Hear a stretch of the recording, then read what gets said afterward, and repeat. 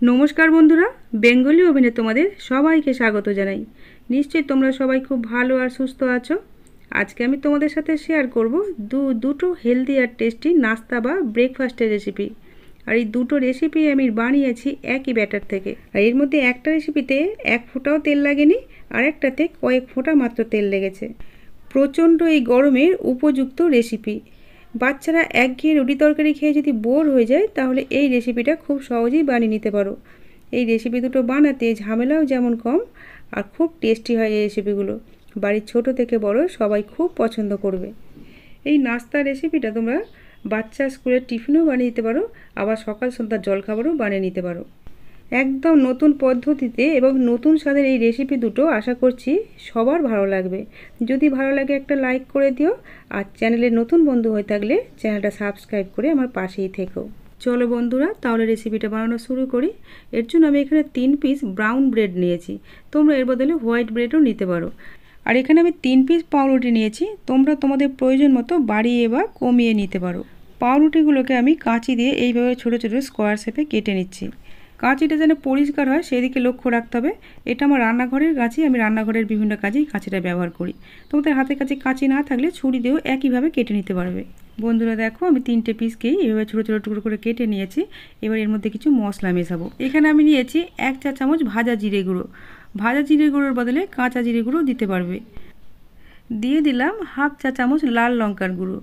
এবার আমি দিচ্ছি 1/2 চা চামচ গোলমরিচের গুঁড়ো। এখন এর মধ্যে দিয়ে দিলাম 1 চা চামচ চাট মশলা। এখন এর সাথে মিশিয়ে দিচ্ছি 1/2 চা চামচ বিট লবণ। সব মশলাগুলো দেওয়া হয়ে গেলে মশলাগুলো খুব ভালো করে পাউরুটিগুলোর গায়ে লাগিয়ে নিতে হবে। কিন্তু মশলাগুলো যেহেতু গুঁড়ো মশলা আর পাউরুটিটাও শুকনো, তাই মশলাগুলো ভালোভাবে পাউরুটির গায়ে কোটিং হবে না।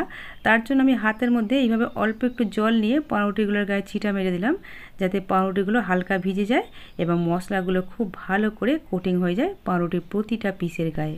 বন্ধুরা দেখো, জল দেওয়ার পর মশলাগুলো খুব ভালোভাবে প্রতিটা পাউরুটির গায়ে লেগে গেছে। আমাদের চটপটা পাউরুটির পিসগুলো রেডি হয়ে গেছে। এটা একটা অন্য বাটিতে আমরা ঢেলে রাখছি। এই পাউরুটিগুলো খেতে এতটাই টেস্টি হয়, এগুলো শুধু শুধু খেতেও কিন্তু খুব ভালো লাগে। পাউরুটিগুলো এক সাইডে থাক, ততক্ষণ আমরা অন্য প্রিপারেশানগুলো করে নিই। এর জন্য আমি ছোটো একটা বাটির এক বাটি চিড়ে নিয়ে নিয়েছি। চিড়েটাকে জল পাল্টে পাল্টে 2-3 বার খুব ভালো করে ধুয়ে নিয়েছি। এখন একটা মিক্সির জার নিয়ে নিয়েছি, তার মধ্যে এই ধুয়ে রাখা চিড়েটা দিয়ে দিলাম। আমার চিড়েটা খুব পাতলা ছিল, তাই ধোয়া মাত্রই একদম নরম হয়ে গেছে। দেখো, একদম নরম হয়ে গেছে। তোমাদের চিড়েটা যদি এরকম পাতলা না হয়ে মোটা হয়, তাহলে ধুয়ে জল ঝরিয়ে 5 মিনিট রেখে দেবে।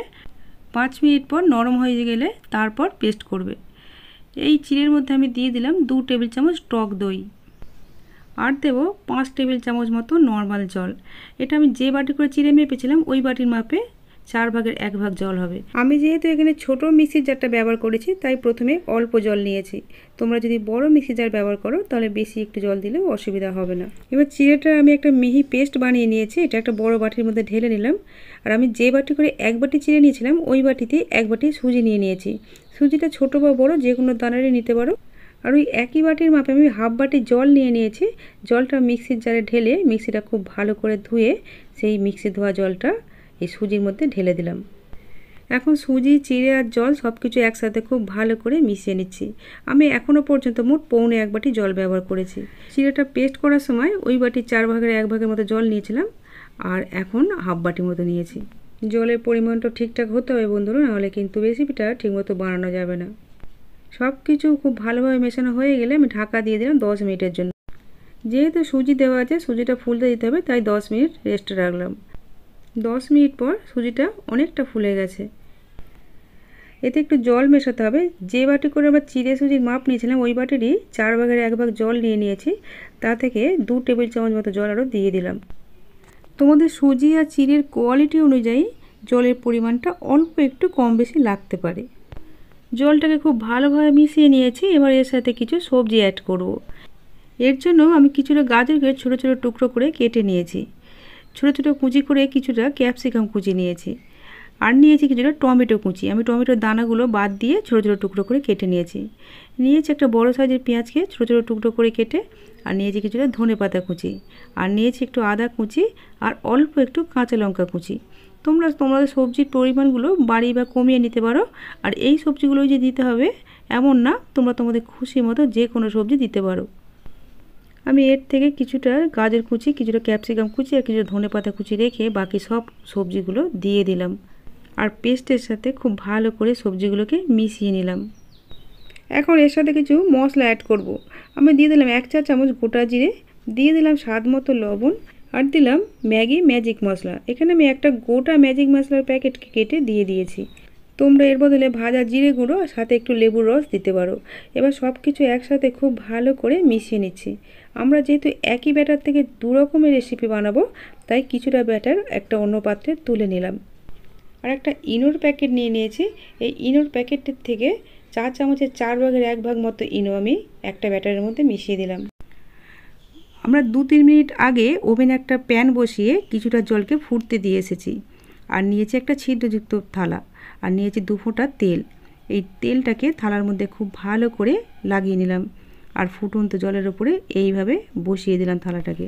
এখানে ছিদ্রযুক্ত প্লেটে নিতে হবে এমন না, আমরা যে প্লেটে বা থালায় ভাত খাই সেরকম প্লেট বা থালা নিয়েও তাতেও তেল ব্রাশ করে এইভাবে একইভাবে বানিয়ে নেওয়া যাবে। এখন ইনো মেশানো ব্যাটারটা থেকে এইভাবে 1 টেবিল চামচ করে তেল মাখানো থালার উপর দিয়ে দিলাম। থালায় যতগুলো ধরেছে আমি দিয়ে দিয়েছি।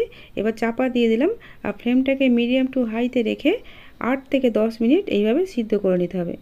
দেখো তোমাদের 10 মিনিট পর আমি দেখাচ্ছি। প্রথম দিকে একটু নরম মনে হতে পারে ওপরটা, এটা ঠান্ডা হয়ে গেলে কিন্তু সেট হয়ে যাবে। একটু ঠান্ডা হয়ে যাওয়ার পর এইভাবে কিছু দিয়ে খোঁচা দিলে কিন্তু খুব সহজে এগুলো উঠে আসবে। দেখো কত নরম তুলতুলে হয়েছে।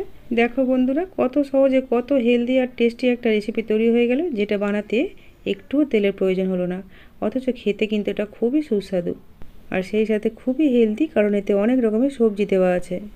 এবার আমরা আরেকটা রেসিপি বানিয়ে নেব। এর জন্য ওভেনে একটা প্যান বসিয়ে দিয়েছি। প্যানটাতে অল্প একটু তেল ব্রাশ করে দিলাম, আর আগে থেকে তৈরি করা ব্যাটারটা এইভাবে দিতে হবে। এখানে আমি 3 টেবিল চামচ ব্যাটার দিয়েছি, আর চামচের পিছন দিক দিয়ে হালকা হাতে চাড়িয়ে দিতে হবে, আর উপরটা একটু লেবেল করে দিতে হবে। এটাকে বেশি মোটা করারও দরকার নেই, আবার বেশি পাতলা বানাবারও দরকার নেই।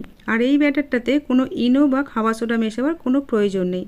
আমরা আগে থেকে যে ব্রেডগুলোতে মশলা মাখিয়ে রেখেছিলাম, সেই মশলা মাখানো ব্রেডগুলো এইভাবে একটা একটা করে ব্যাটারের উপরে সাজিয়ে দিতে হবে, আর একটা কাঁটা চামচ দিয়ে হালকা প্রেস করে করে ব্যাটারের মধ্যে সেট করে দিতে হবে।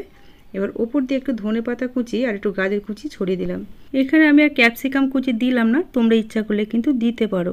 এগুলোকেও একটা কাঁটা চামচ দিয়ে হালকা হালকা প্রেস করে দিচ্ছি, যাতে এগুলো খুব ভালোভাবে সেট হয়ে যায়। এইভাবে প্রেস করার পর ফ্লেমটাকে লো করে দিয়ে চাপা দিয়ে দিলাম 1 মিনিটের জন্য। 1 মিনিট পর দেখো সাইডগুলো ছেড়ে ছেড়ে গেছে, দেখে বোঝাই যাচ্ছে যে নিচের পোর্শনটা হয়ে গেছে। উপরের দিকে আমি ব্রাশ দিয়ে হালকা তেল ব্রাশ করে দিলাম, আর এটাকে উল্টে দিলাম। এইভাবে হালকা প্রেস করে করে ভেজে নিতে হবে। তোমরা যতটা মুচমুচে খেতে চাও ততক্ষণ ধরেই ভেজে নেবে, তবে ফ্লেমটাকে লোতে রাখবে। আর যেহেতু পাউরুটি দেওয়া আছে, পাউরুটি কিন্তু অল্পতেই মুচমুচে হয়ে যায়। একটা ভাজা হয়ে গেলে আমরা প্লেটে তুলে নিলাম, আর একইভাবে তেল ব্রাশ করে দিয়ে আরও একটা ভেজে নিচ্ছি। এইভাবে সবগুলো একই পদ্ধতিতে ভেজে নিতে হবে। বন্ধুরা, এইভাবে একদিন বানিয়ে দেখো, আশা করছি ছোট থেকে বড় সবাই কিন্তু এই রেসিপিটার ভক্ত হয়ে যাবে। যেসব বন্ধুরা আমার চ্যানেলটা সাবস্ক্রাইব করে রেখেছো তাদেরকে অসংখ্য ধন্যবাদ ও আন্তরিক ভালোবাসা। আর যেসব বন্ধুরা আমার চ্যানেলে আজকে নতুন এসেছো তাদের কাছে আমার অনুরোধ, চ্যানেলটা সাবস্ক্রাইব করে তোমরা আমার পাশে থেকো, আর পাশে বেল আইকনটাও প্রেস করে রেখো, যাতে এইরকমই খুব সহজভাবে তৈরি মজার মজার টেস্টি টেস্টি খাবারের রেসিপির ভিডিওগুলো তোমার কাছে সবার আগে পৌঁছে যায় নোটিফিকেশনের মাধ্যমে। আজ তাহলে এই পর্যন্তই। তোমাদের সাথে আবার আমার দেখা হবে পরের ভিডিওতে। তোমরা ভালো থেকো, সুস্থ থেকো, সাবধানে থেকো। এতক্ষণ ভিডিওটা দেখার জন্য তোমাদের সবাইকে অসংখ্য ধন্যবাদ।